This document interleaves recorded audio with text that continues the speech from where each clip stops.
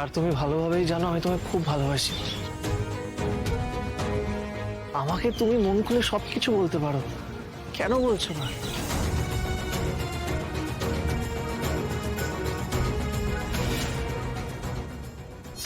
বাবা, তুমি যখন শ্রীকে এতই ভালোবাসো রাজ, তাহলে তো তোমার ঘর জামাই হয়ে থাকতে কোনো অসুবিধা নেই রাজ।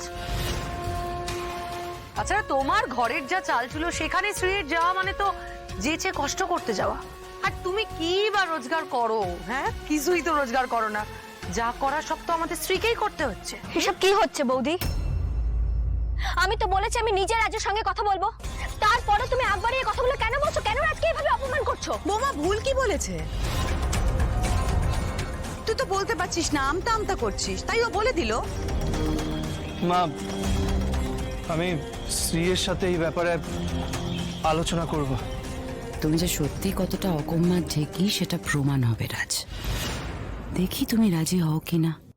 এখন আমাদের অডিশনে যেতে দিন। অডিশনে যাওয়াটা আমাদের এখন খুব জরুরি, তারপর আমরা এইসব নিয়ে কথা বলবো। আরে বাবা, অডিশনে পড়ে যাবে, দাঁড়াও তো মা, আপনি ওদেরকে আটকান। দেখুন, দেখা যখন হয়ে গেছে সামনাসামনি, তখন এই কথাটা পরিষ্কার হয়ে যাওয়া উচিত। না না বৌদি, আপনি হয়তো বুঝছেন না, আমাদের এখন অডিশনে যাওয়াটা খুব জরুরি। অডিশন দিতে দেব না বলেই তো ঠিক এই সময়ে এলাম রাজ। মা, তুমি আমার কথাটা একটু শোনো। আমি রাজের সঙ্গে কথা বলে তোমাকে সবকিছু জানাবো। প্লিজ এখন আমাদের যেতে দাও। রাজ, চলো চলো চলো। সবাই এসে গেছেন, আপনারা ভিতরে যান, না হলে নাম কাটা যাবে।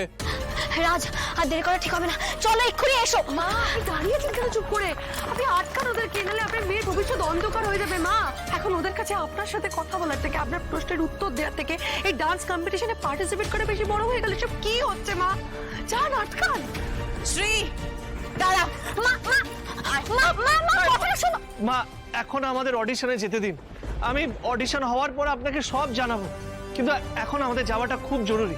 শোনো, আমার কাছে তোমার উত্তরটা বেশি জরুরি। মা, বোঝার চেষ্টা করো। মা প্লিজ একটু বোঝার চেষ্টা করো। এটা আমাদের কাছে শুধু অডিশন নয়, অনেক বেশি কিছু। আমরা একটা বিশেষ কারণে এই ডান্স কম্পিটিশনে পার্টিসিপেট করতে এসেছি। মা একটু বোঝার চেষ্টা করো। মা, শ্রী, তুই আমায় কথা দিয়েছিলি যে তুই আমার কথার অমান্য করবি না। তোর এখন মনে হচ্ছে যে তোর মায়ের কথার উত্তর দেওয়ার কোনো গুরুত্ব নেই তোর কাছে।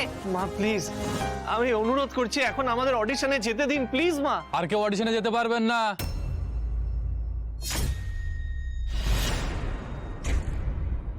যারা সময় মতো সই করেছে তারাই অডিশন দেবে।